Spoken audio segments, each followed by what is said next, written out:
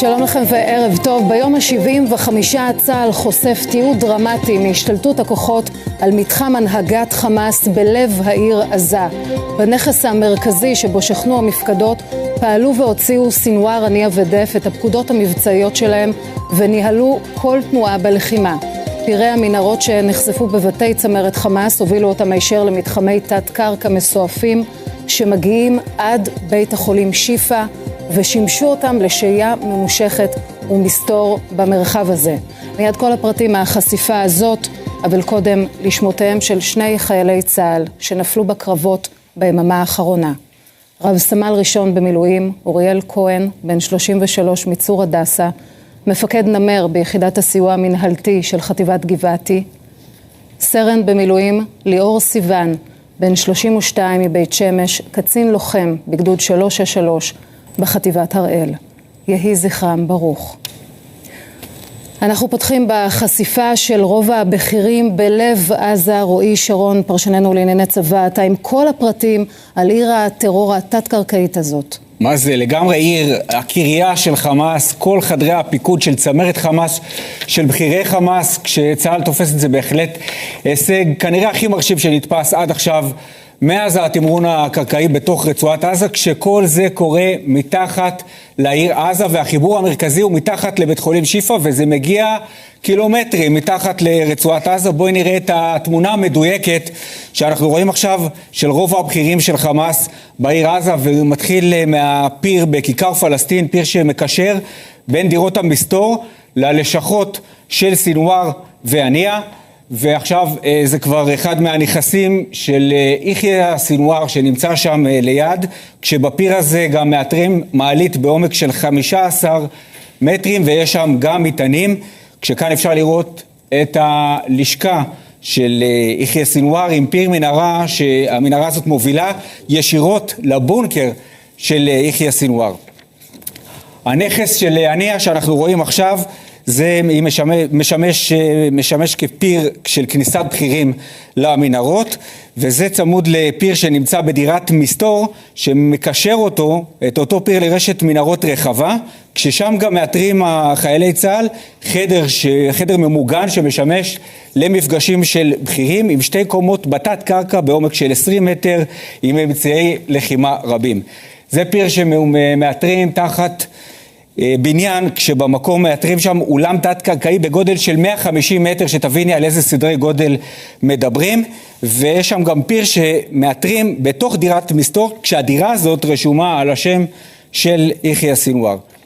הפיר הזה שעכשיו אנחנו רואים על המסך הוא בעומק של 18 מטרים בדירת מסתור, והפיר הזה מוביל לתוואי תת קרקע גם של אותם בכירי הנהגת חמאס, אותה צמרת של ועכשיו אנחנו רואים את הבית של הרל"ש של סינואר.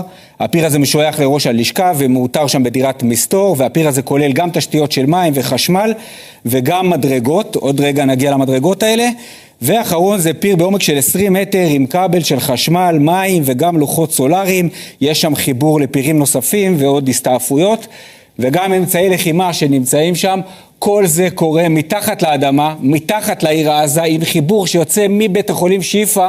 כשאת מבינה כמה חמאס לא רצו שצה"ל יגיע לנקודות האלה, חיבורים תת-קרקעיים, כל הצמרת של חמאס פעלה משם וגם ניהלה את הלחימה, כמובן עד שהם נמלטו בתחילת המלחמה לאזור הזה של ח'אן יונס. הישג לא נורמלי של הכוחות שלנו. תודה רועי. ואיתי בלומנטל, כתבנו הצבאי, עם התיעוד המיוחד הזה מלב עזה, בתוואי המנהרה ובדירת היוקרה של סינואר שהפכה למפקדה של צה"ל.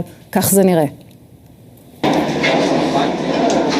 מהמנהרה הזו סמוך לכיכר פלסטין בעזה תכננה הזרוע הצבאית של חמאס בפיקוד מוחמד דף ויחיא סינואר את מתקפת הטרור האכזרית ב7 באוקטובר. הצטרפנו אל לוחמי שלדג שהתרו בעומק של כ-20 מטרים מתחת לאדמה תוואי מנהרות עצום שחיבר את בתי בכירי חמאס דרך מנהרות אל לשכות, חדרי דיונים וחמ"לים מבצעיים, אם תרצו הקריה של חמאס. אנחנו נמצאים עכשיו בקריית הממשלה של החמאס. הלשכה של הנייה, לוקחים פה מהרחוב ימינה, 300 מטר, הלשכה של הנייה. הופצצה ממש בהתחלה. הלשכה של סינואר, לוקחים פה ימינה, 2 בתים, קדימה, הלשכה של סינואר. יש לדף פה בית. ממשיכים מהרחוב הזה, לכיוון הזה, שמאלה, יש לו בית, הייתי בתוך הבית שלו. עולם שלם של עונה, מבנים רגילים של אזרחים, שביום יום כביכול גרים בהם אנשים, בפועל הם או בית מסתור למחבלים, או שממש מתחת לקרקע של הבניין מצאנו חדרי תדריכים, חדרי דיונים, מתחת לקרקע, ששם נפגשו כל הממשלה של החמאס. כמי ששרד 7 ניסיונות התנגשות וירד למחתרת, הייתה אי בהירות בנוגע למצבו הרפואי של מפקד גדודי עז-א-דין אל-קסאם. בימים האחרונים יתרו לוחמי צה"ל מידע מודיעיני רב על דף. באמן זיהו אותו בסרטון עדכני כשהוא צועד על רגליו ומשתמש בידיו. ייתכן שהוא נעזר בכיסא הגלגלים הזה שנמצא במנהרה, אך למרות זאת הוא בתפקוד מלא. וזה כבר אחד הבתים ששימש את מנהיג חמאס יחיא סינואר סמוך לכיכר פלסטין. לוחמי שלדג נכנסו פנימה ובאחד החדרים גילו דלת סודית ברצפה בעלת מנגנון הידראולי שמובילה אל מעמקי האדמה. לצד מתחם תפילה עם ספרי קוראן נמצאו במנהרה אמצעי לחימה רבים ומנהרה שחיברה בין ביתו של סינואר לראש לשכתו. היינו פה לפני שבועיים וזה נראה שונה לגמרי. צה"ל חפר פה את כל הכיכר וכאן הוא גם מצא הרבה מאוד מנהרות. חזרנו לכיכר פלסטין שבועיים אחרי כיבושה על ידי חטיבת השריון 401. כל בכירי חמאס, כך מתברר, התגוררו סביב הכיכר מעל ומתחת לפני האדמה. טוב, אנחנו צועדים עכשיו מכיכר פלסטין לכיוון מבנה שממנו בעצם נכנסו לאותה מנהרה אסטרטגית. אגב, כאן בקומה מעל, בפנטהאוז, גרה ביתו של אסמאעיל הנייה. אנחנו פה במערכת הפירים הזאת גילינו מעל 20 פירים משמעותיים, מפורטות, גדולות, עם מעליות, עם הרבה מדרגות שמובילות לעוד תתי קרקע נוספים.